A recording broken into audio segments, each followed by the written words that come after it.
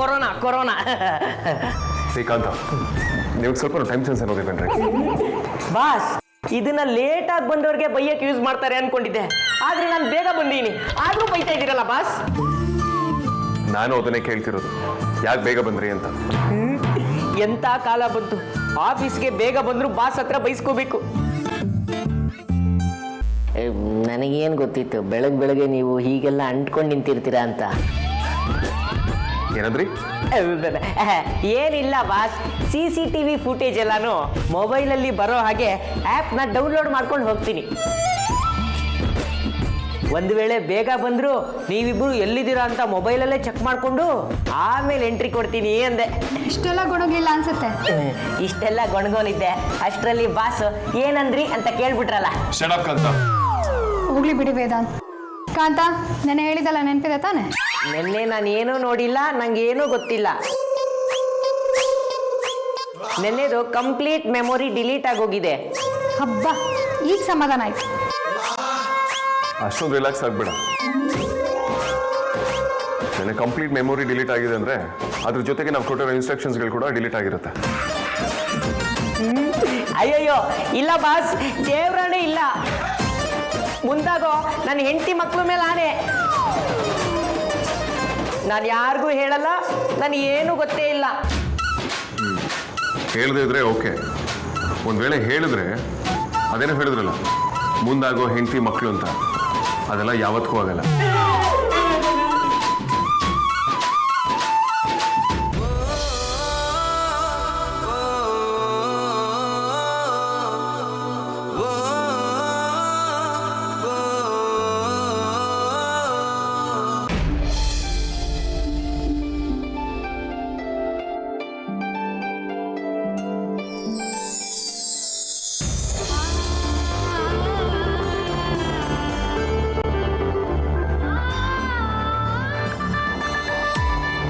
ಧ್ರುವ ಯಾಕೆ ನಂಗೆ ಸ್ಪೆಷಲ್ ಆಗಿ ಕಾಣಿಸ್ದ?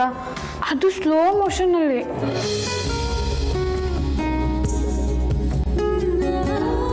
ನಿಜವಾಗ್ಲೂ ನಂಗೆ ಅವನ ಮೇಲೆ ಲವ್ ಆಗಿದ್ಯಾ?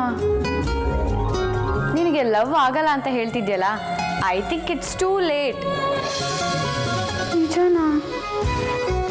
ಇಲ್ಲ ಅಂತಲೂ ಹೇಳೋಕ್ಕಾಗ್ತಿಲ್ಲ, ಪಕ್ಕ ಹೌದು ಅಂತಲೂ ಅನ್ನಿಸ್ತಿಲ್ಲ. ಇದ್ರೂ ಇರ್ಬೋದು ಅಂತಾನೆ ಜಾಸ್ತಿ ಅನ್ನಿಸ್ತಾ ಇದೆ.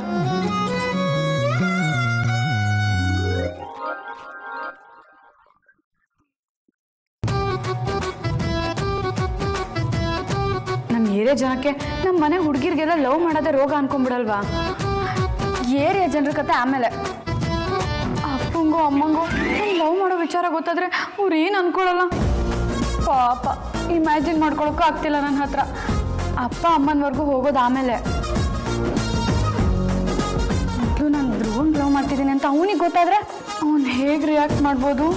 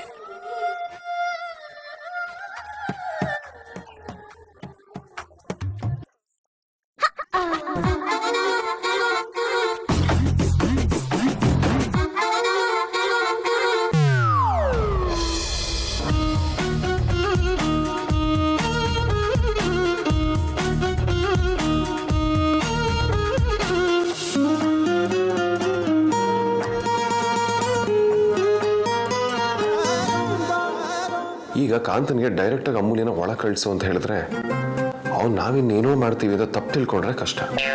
ಇಷ್ಟು ದಿನ ನನ್ನನ್ನು ಒಳಗೆ ಕರೆದು ಅಮೂಲ್ಯ ಮೇಡಮ್ನ ಕರೀರಿ ಅಂತ ಹೇಳೋ ಸೀನ್ ಇರ್ತಿತ್ತು. ಈಗ ಅಮೂಲ್ಯ ಮೇಡಮು ವಾಪಸ್ ಬಂದಿದ್ದಾರೆ. ಸೊ ನನ್ನ ಫಸ್ಟ್ ಕೆಲಸ ಇಲ್ಲಿಗೆ ಬರೋದು, ಅವ್ರನ್ನ ಕರೆಯೋಕ್ಕೆ ಆಚೆ ಹೋಗೋದು.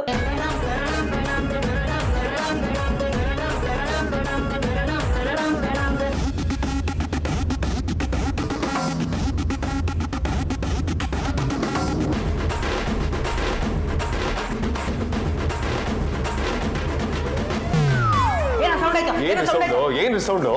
ಫೈಲ್ ಹೇಳಿದೆ ಸೈನ್ ಮಾಡೋದಕ್ಕೆ ಪೆನ್ ಇಲ್ವಲ್ರಿ? ಪೆನ್ ಇಲ್ವಾ? ಇದ್ರಲ್ಲಿ ಒಂದು ಪೆನ್ ಇಟ್ಟಿದ್ನಲ್ಲ. ಇದ್ರ ನಾನು ಯಾಕೆ ಕೇಳ್ತೀನಿ? ಚಚಾ, ಯಾವ್ದನ್ನ ಎಲ್ಲಿ ಇಡ್ಬೇಕು, ಯಾವ ರೀತಿ ಇಡ್ಬೇಕು ಅಂತ ನೀವು ಇನ್ನೂ ಕಲ್ತಾ ಇಲ್ಲ. ಹೋಗ ಅಮೂಲ್ಯನ್ ಕರೀರಿ. ಇದಕ್ಕಿಂತ ಮೊದ್ಲಿಂದ ವಾಸಿ. ಏನ್ ಮೊದ್ಲಿಂದು? ಇಷ್ಟು ದಿನ ಜಸ್ಟ್ ಕರೀರಿ ಅವಳನ್ನ ಅಂತಿದ್ರಿ. ಈಗಲೂ ಅದನ್ನೇ ಹೇಳ್ತಾ ಇದ್ದೀರಾ, ಆದ್ರೆ ಅದ್ರ ಜೊತೆಗೆ ಒಂದಷ್ಟು ಬೈಗಳು ಅಷ್ಟೇ. ಹೇಳಿದಷ್ಟು ಮಾಡ್ರಿ. ಹೋಗಿ ಕರೀರಿ. ಸರಿ ಬಾಸ್, ಹೋಗಿ ನಿಮ್ಮ ಮೇಡಮ್ನ, ಅಲ್ಲ ಅಮೂಲ್ಯ ಮೇಡಮ್ನ ಕಳಿಸ್ತೀನಿ.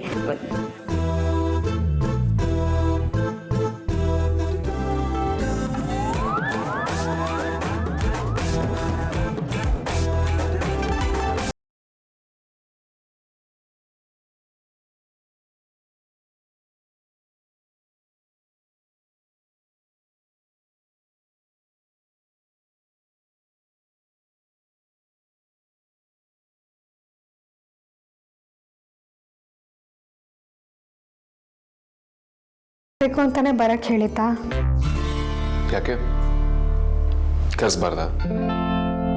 ನಿನ್ನ ನೋಡ್ಬೇಕು ಅನ್ನಿಸ್ತು, ಕರೆಸ್ದೆ.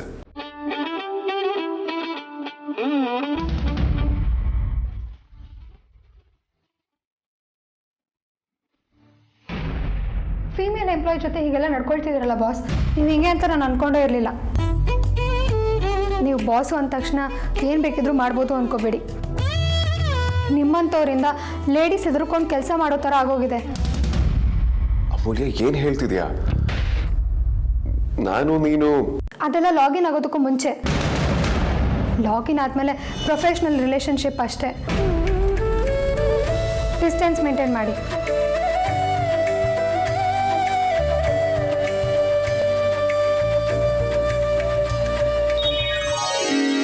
ಬಾಸ್ ಅಂದರೆ ಸಂಬಳ ಕೊಡೋ ದೇವ್ರಿದ್ದಂಗೆ ಏನೋ ರೆಸ್ಪೆಕ್ಟ್ ಇರುತ್ತೆ. ನೀವು ಕ್ಯಾಬಿನ್ ಕರೆಸಿ ನನಗೂ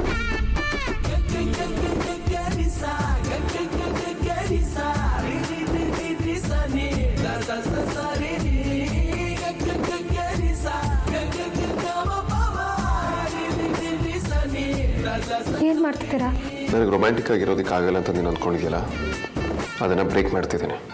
ಅದು ಇಲ್ಲ, ಈ ಥರನಾ? I love you, Ammu. I love you, Ammu. I love you, Ammu. I love you, Ammu. I love you, Ammu. I love you, Ammu. ಅಮ್ಮನ ಈ ಕಣ್ಣು ಅದರಲ್ಲಿರೋ ಟೆನ್ಷನ್, ಅದು ಕನ್ವೆ ಮಾಡ್ತಿರೋ ಮೆಸೇಜ್ ಎಲ್ಲವೂ ನೋಡೋದಕ್ಕೆ ಎಷ್ಟು ಎಕ್ಸೈಟಿಂಗ್ ಆಗಿದೆ ಗೊತ್ತಾ? ಯಾಕೆನೂ ಬೆರಳನ್ನ ಬಾಯಿ ಮೇಲೆ ಇಟ್ಟಿದ್ದೀರಾ? ತೆಗೀರಿ. ನಾನು ಇದನ್ನು ತೆಗೆದ್ರೆ ನೀನು ಓಟ ಅಂತ ಇಷ್ಟೊಂದ ಮಾತಾಡ್ತೀಯ. ಎಲ್ಲ ಟೈಮಲ್ಲೂ ಮಾತಿನ ಅವಶ್ಯಕತೆ ಇಲ್ಲ. ಎಲ್ಲಿ ಎಷ್ಟು ಮಾತಿರಬೇಕೋ ಅಷ್ಟೇ ಇರಬೇಕು. ಸಲುಗೆ ಶುರುವಾಗಿ ಸುಮಾರು ದಿನ ಆಯಿತು ಅಂತ ಪ್ರತಿ ಸಲನೂ ಮಾತೇ ತುಂಬಬೇಕಿಲ್ಲ. ಎಷ್ಟೋ ಸಲ ಮೌನ ಮಾತಿಗಿಂತ ಹೆಚ್ಚು ಮಾತಾಡುತ್ತೆ.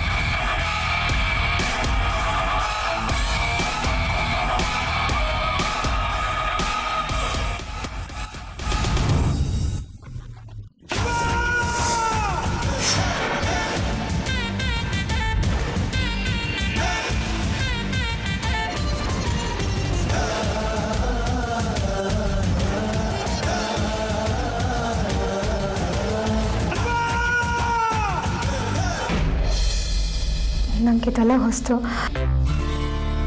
ನೀವು ಹೀಗೆಲ್ಲ ಮಾಡಿದ್ರೆ ನಂಗೆ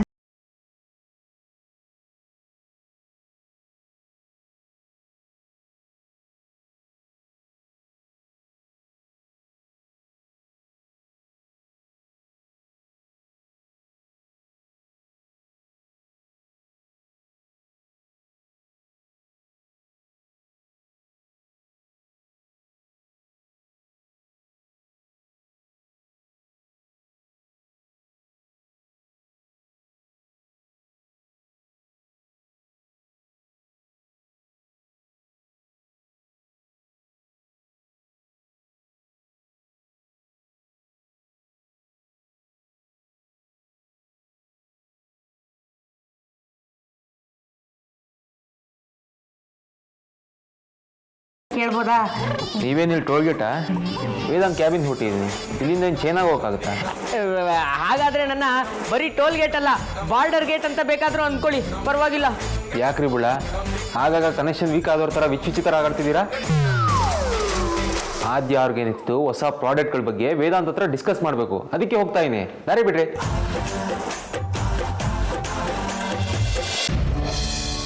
ನನ್ನ ಮುದ್ದು ನೀನು.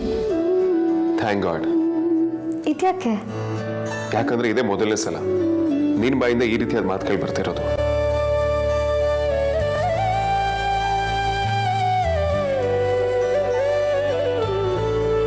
ಅದಕ್ಕೆ ಹೋಗ್ತಾ ಇದ್ದೀನಿ, ಜಾಗ ಬಿಡಿ. ಬುಳ್ಳ, ಏನ್ರಿ ಬಂದಿರೋದು ನಿಮಗೆ ಬರಬಾರ್ದು? ಹೇಳಿ ಕೇಳಿಸಿಲ್ವಾ? ಜಾಗ ಬಿಡ್ರಿ.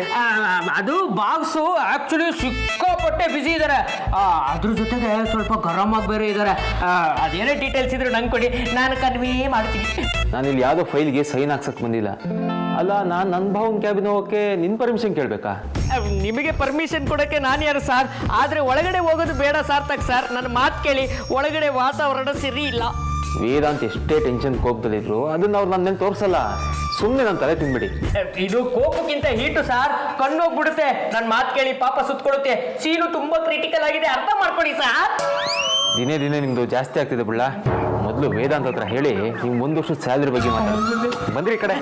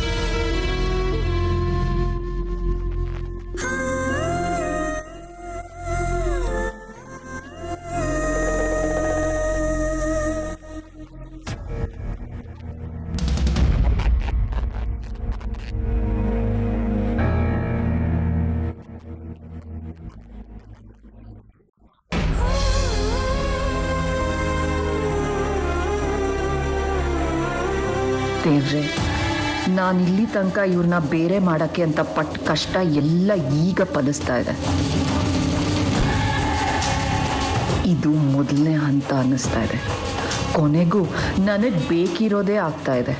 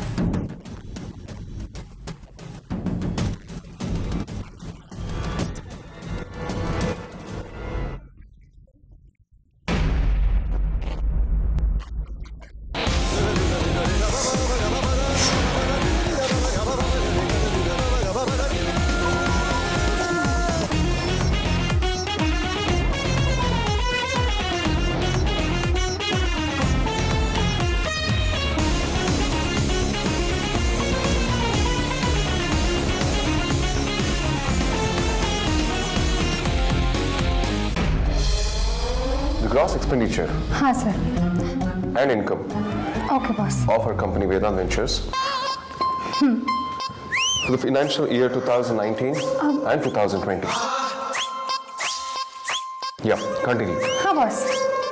Hey Sarthak, ಅಣ್ಣ ರೀ ಕಾಂತ ನೀವು ಇರೋ ವಿಷಯ ಬಿಟ್ಟಾಕಿ ಇನ್ನೆಲ್ಲ ಮಾತಾಡ್ತೀರಾ ನೋಡಿ. ಅಮೂಲ್ಯ ಒಳಗೆ ಇದ್ದಾಳೆ ಅಂತ ಹೇಳಕ್ಕೆ ಏನ್ರಿ ಪ್ರಾಬ್ಲಮ್ ನಿಮಗೆ? it's okay Sarthak. ಪಾಪ ನಾನೇ ಹೇಳಿದ್ದೆ ಯಾರನ್ನೂ ಒಳಗೆ ಕಳಿಸ್ಬಿಡಿ ಅಂತ. ಕಾಂತ ಅದನ್ನ ಮಿಸ್ಟೇಕ್ ಮಾಡ್ಕೊಂಡ್ಬಿಟ್ಟಿದ್ದಾರೆ. ನಾವು ಅದು ವೇದಾಂತ್ ವೆಂಚರ್ಸ್ ಹಾಗೂ ಆದಿ ಆರ್ಗ್ಯಾನಿಕ್ಸ್ನ ಟ್ಯಾಕ್ಸೇಷನ್ ಡಿಡಕ್ಷನ್ಸ್ ಬಗ್ಗೆ ಹೇಳ್ತಾ ಇದ್ದೆ. ಓ ಹೌದಾ? ಹಾಗಿದ್ರೆ ನಾನು ಆಮೇಲೆ ಬರ್ತೀನಿ. ಈಗ Sure.